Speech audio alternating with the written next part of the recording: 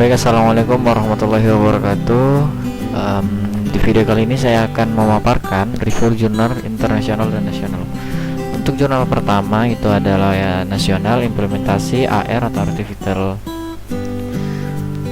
artificial intelligence untuk deteksi masker.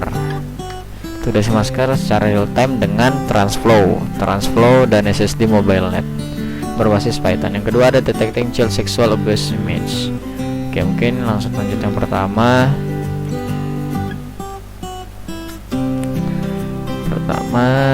Perkenalkan, nama saya Muhammad Asman. Saya mahasiswa informatika dengan NIM 19320057 di Universitas Alma-Ata. Pembahasan yang akan dibahas kedepannya adalah yang pertama adalah penulisnya, latar belakang, tujuan penelitian, metodologinya. Setelah itu ada hasil penelitian. Oke, yang pertama adalah implementasi AR atau Artificial Intelligence atau AI biasanya sebetulnya. Penulisnya ada Riznaldi Fatwa Muharram, volume 01/03 tahun 2021. Nah, latar belakangnya di sini adalah dengan banyaknya kasus infeksi virus COVID-19 ini mewajibkan setiap individu untuk mematuhi protokol kesehatan. Salah satunya yaitu memakai masker, dengan harapan orang-orang yang terinfeksi tapi tidak mengalami gejala infeksi tidak akan menyebabkan virus melalui tetesan air liurnya. Setelah itu, tujuan penelitiannya penulis ingin berupaya membantu warga dan pemerintah khususnya untuk meredam penyebaran virus COVID-19. Nah, dengan tersedianya teknologi yang selalu berkembang pesat dari waktu ke waktu, terutama di Indonesia yang sedang dalam era industri 4.0 dengan teknologi digital sebagai kuncinya. Oke, untuk implementasi AR ini, permasalahan yang diangkat penulis adalah penulis itu berupaya untuk memanfaatkan machine learning untuk menjaga penyebaran virus COVID-19 dengan melihat faktor utama penekanan penularan virus, yaitu menggunakan masker. Melihat latar belakang di atas, maka akan dibuatkan sebuah program dengan implementasi artificial intelligence untuk mendeteksi masker secara real time dengan Transflow dan SSD MobileNet berbasis Python. Nah, metode penelitian yang digunakan adalah jenis penelitian ini yang digunakan itu seperti penelitian eksperimental atau eksperimen, yaitu dengan melakukan eksperimen terhadap variabel kontrol input untuk menganalisa output atau keluaran yang dihasilkan. Nah, keluaran atau output yang dihasilkan akan dibandingkan dengan output atau keluaran tanpa variabel kontrol. Research and Development RRD itu adalah metode penelitian yang digunakan untuk menghasilkan produk tertentu dengan menguji keefektifan produk tersebut. Untuk dapat menghasilkan produk tertentu digunakan penelitian yang bersifat analisis kebutuhan, dan untuk menguji keefektifan produk tersebut supaya dapat berfungsi di masyarakat luas, maka diperlukan penelitian untuk menguji produk tersebut. Jadi penelitian pengembangan bersifat longitudinal atau bertahap, bisa multi years. Nah, hasil penelitiannya adalah dari penelitian itu tahap pengujiannya yang pertama adalah dataset, yaitu beberapa sampel dataset didapatkan dari pusat dataset Kaggle sebagai sampel yang lain. Si penulis ambil langsung dari webcam laptop pribadi. Total ada sekitar 39 sampel gambar yang digunakan sebagai dataset. Jadi si penulis di sini melakukan capture atau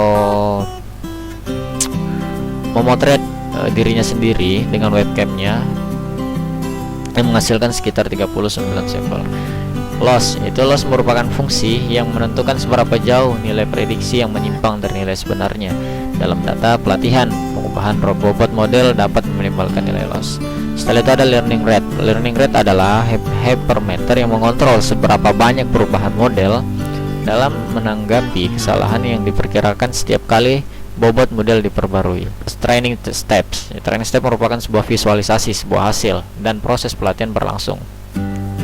Hasil deteksi model yang sudah melalui proses pelatihan akan siap digunakan untuk pendeteksian atau uji coba terhadap keberadaan masker pada seseorang yang ditandai oleh kotak berwarna beserta presentasi akurasinya. Oke, kita lanjut ke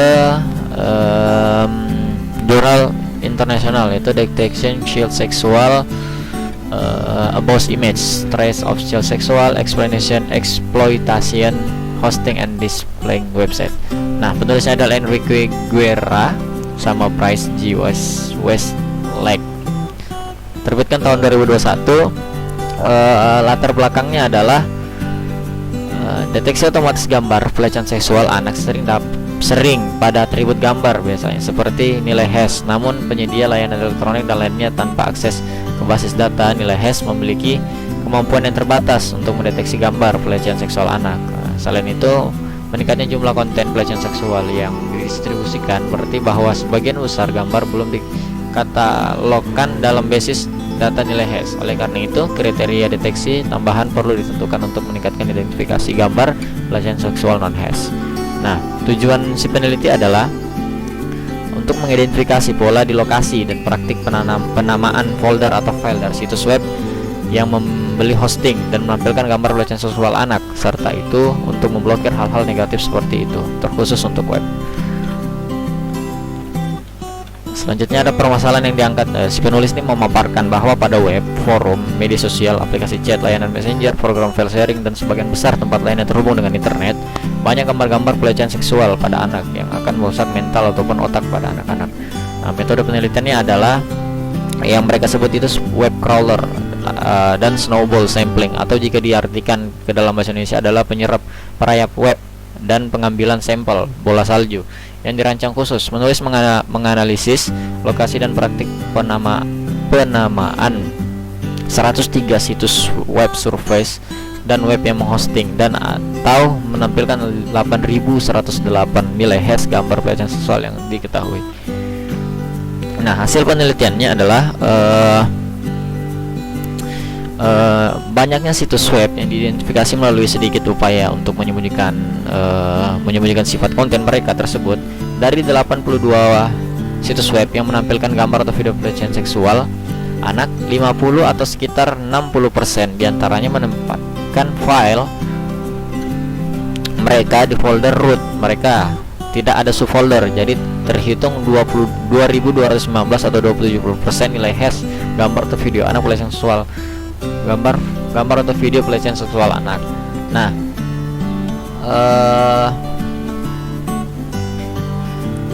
13 atau 16% situs web memang menunjukkan upaya untuk menyembunyikan tujuannya dengan menampilkan gambar di tingkat subfolder keempat atau lebih rendah, tetapi hanya menyumbang atau menerima 515 atau 6% hash. Nah, penyembunyian dapat mengambil dua bentuk. Yang pertama adalah dengan menyembunyikan informasi di beberapa lapisan folder. Nah, yang kedua adalah melalui penamaan folder dan file. Nah, pemeriksaan manual nama gambar digunakan untuk menarik kesimpulan tentang seberapa baik atau jika sama sekali mereka mencoba menyembunyikan materi mereka. Nah, karena situs web yang menghosting CSAI membawa lebih banyak risiko daripada menampilkan situs web, tidak mengherankan jika situs web hosting berusaha lebih keras untuk menutupi konten mereka melalui penamaan file yang tidak berbahaya. Nah, situs web hosting kemungkinan besar menggunakan nama file alphanumerik dengan 48 dari 77 atau sekitar 62% nilai hash unik yang sesuai dengan pola ini. Nah, mereka juga menyamarkan niat mereka untuk 19 nilai hash atau sekitar 25% dengan nama yang tidak relevan. Nah, contohnya seperti ini.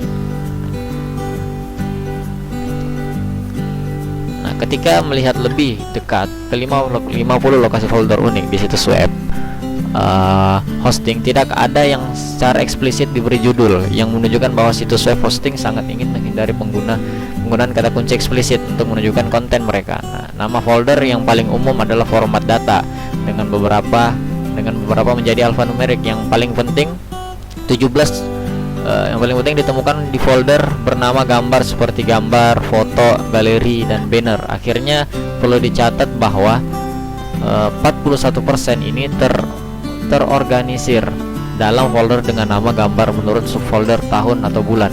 Nah, untuk mereka situs web hosting cenderung menggunakan nama file alfanumerik dalam direktori yang kemudian diatur ke dalam folder menurut praktik penamaan format data atau tahun atau bulan dan